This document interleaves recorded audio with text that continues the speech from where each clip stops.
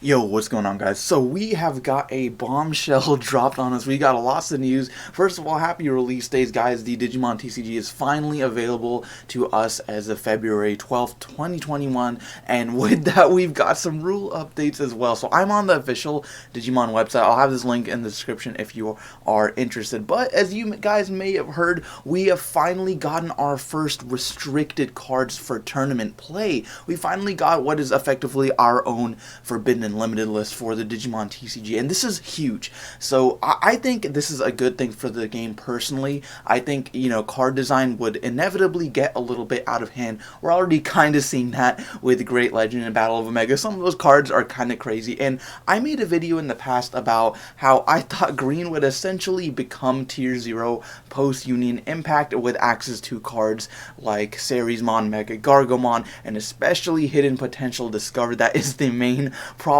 card that I think would, like, if we ever got a ban list, that's what would be on it. And lo and behold, we finally got a rule update from Digimon TCG from Bandai. So now they've got this banned cards. Of course, they can't be included index and restricted cards. One, if you want to include a card, you can only include a copy listed in the parentheses. So for this instance, we can only include one.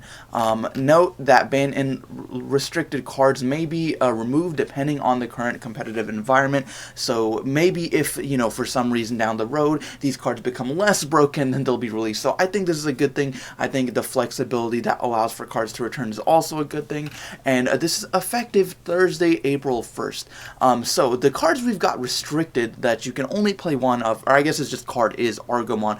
This one on the right is just an alternate artwork. It's the same thing.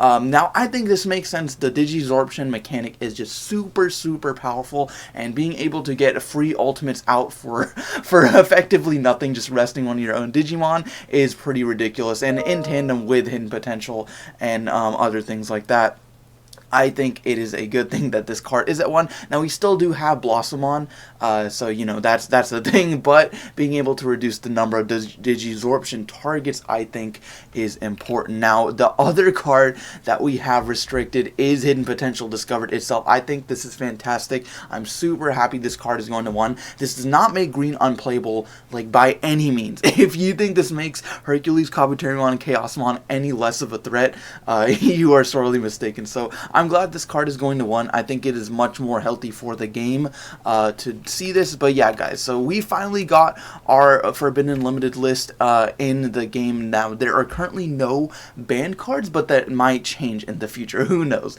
We never know. So guys, if you did enjoy the video, let me know. What cards do you want to see on the Forbidden Limited list, on the restricted card list, and on the ban list?